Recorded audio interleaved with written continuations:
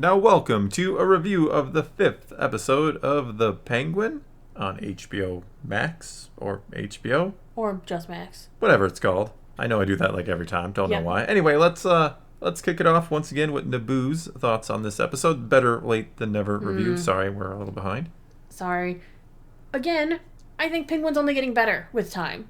I think the fact that they took the time to slow us down. Here's the episode about Sophia. Here's the episode about Victor. By taking the time for us to really know those characters, only made this episode stronger.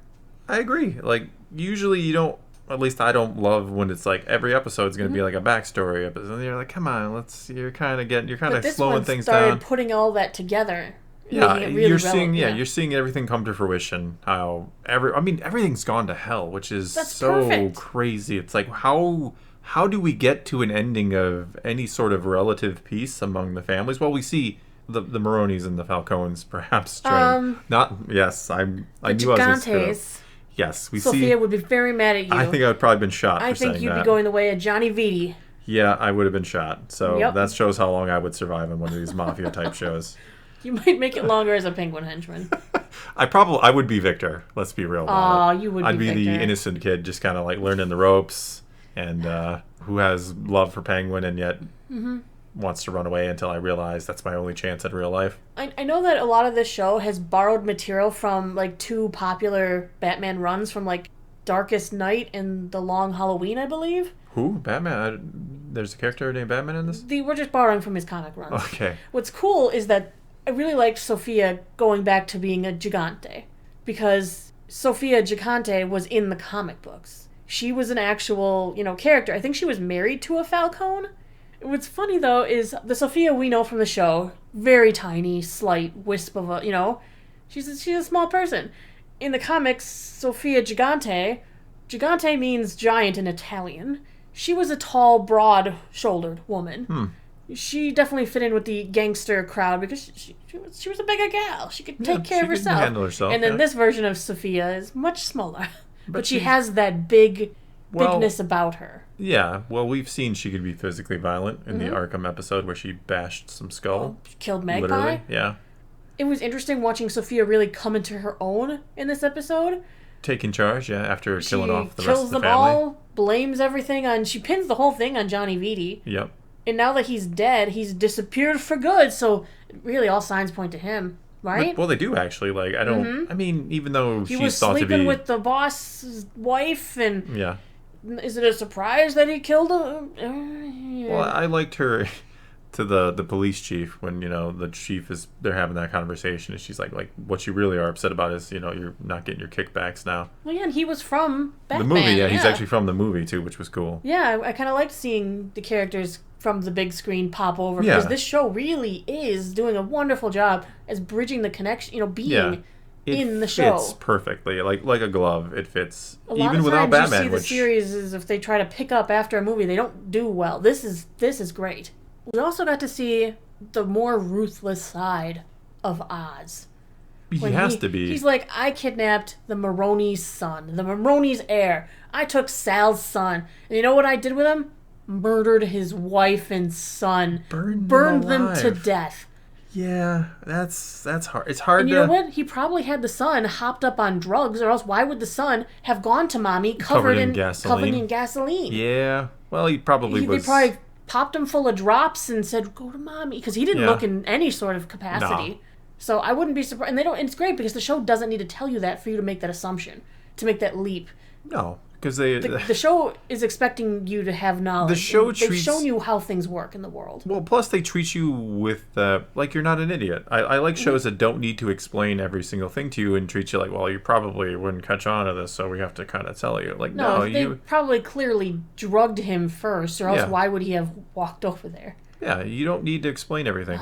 It's and then the fact condescending. The mushrooms were ruined, all but two buckets. I like that he's going to start his underground base. I thought that was really cool. Back in the old subways where he hung out as a kid with his brothers, and I was like, aw. Like I said, this episode was just chaos. Like everything, you're chaos. Like, how is anything? Like I said earlier, like how does anything have a good resolution for Penguin at this point? They're starting to show all the things he's lost at this point.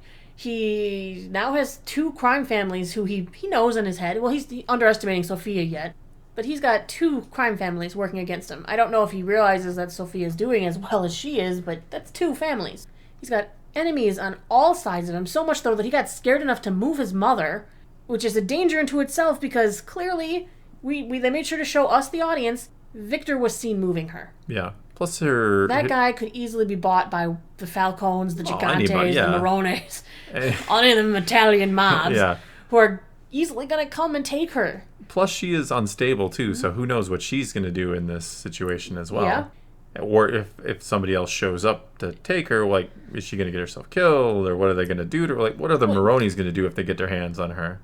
Oh, you know what the Maronis would do. Set her on fire. I mean, that's... In front of him. I mean, that's what I would do if I were... Yeah. Right in front of him. Again, I don't belong in this world, so it's all good. But why stop there? Sophia knows his connections to the girls of the Iceberg Lounge, of the 44 Below, his connection to Eve.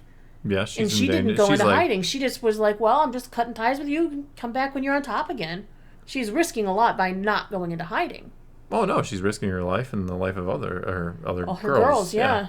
So there are 2 women in Oz's life, and both of them could be taken from him now. How do you... I mean, speaking of that, like, how do you think this ends? Do you think Penguin, villain of the next Batman movie, or one of them? I don't know. Or does this end with him kind of falling apart and something else rising up to take its place? Or the crime families implode. Yeah. What about Joker? Do you think this sets up Joker getting... I mean, because he is set up at the end of the Batman movie. We know he's in Arkham with Riddler. Yep. I almost think it's too soon for them to escape or whatever, just because of how much time this series is taking, how close it is. Well, we don't know when the next movie will pick up. I mean, in theory, you might have this situation where everything is just in chaos with all the families... the whole honestly, for all we know, like you said, the movie could take place before this series technically ends. It could. It could take place, could directly lead into it. It could overlap. It could be 3 years down. Like we don't know how this is going to relate to them.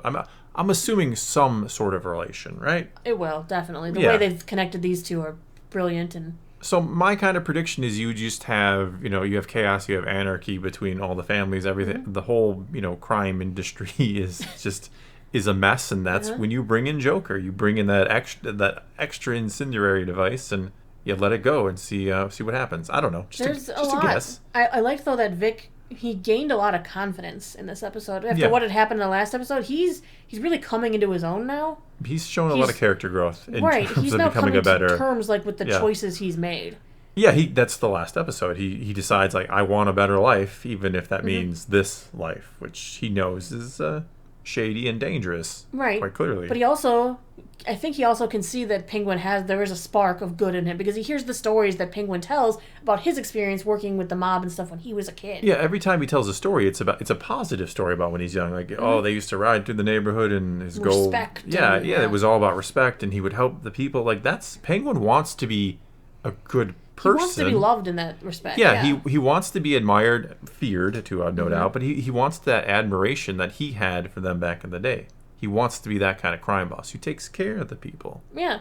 The people in the slums, they love you. Why? Because you take care of them. You take care of them. You gave them jobs. Yeah, they're all working for you peddling drugs, but their lives are all improved because of you. Yeah.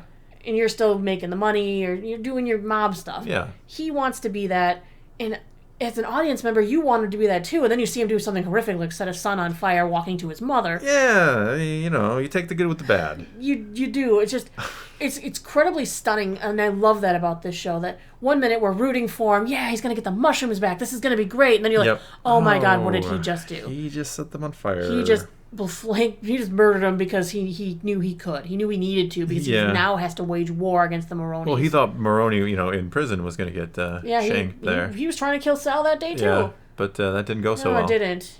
You needed to be more sneaky in the murdering, or maybe not go for the gut, go right for the neck. I don't know. I don't know. I've never shanked anybody in prison, so... But he needed Sal to be gone, too, because he wanted that family broken up, and it clearly didn't. With the opposite, no, he's got his 2 biggest rival enemies. And he has no idea what Sophie's going to do. He's got no clue what's going on. She's a wild card right now. He doesn't know that the Gigantes are a thing because she took her mother's name. He's probably just happy all the Falcons are dead. Yeah, he's like, she did it. Like, oh yeah, I meant for that to happen. I love how he's like, yeah, that's what I thought was going to happen. Sure. Really? I don't know. He's clever. I'll give him that, but I don't know. I don't know if you saw that one coming. I didn't see that one coming, that's for sure. We've got a few more weeks here of Penguin, and I can't wait to see what kind of climax for this show they're having planned. Yeah, like I said, I have no idea how the show... I mean, I can guess, I can speculate, but I love that it's not, like, obvious. Like, oh, yeah, it's going to end like this. Because we don't even know if Penguin's going to survive. No, Penguin could die. Anybody could die. Anybody could live. Anybody could be victorious. It's beautiful. I love that. Victor leads the crime syndicates. Well, all of them. I don't know about that one. If I had one guess that ain't coming true, like...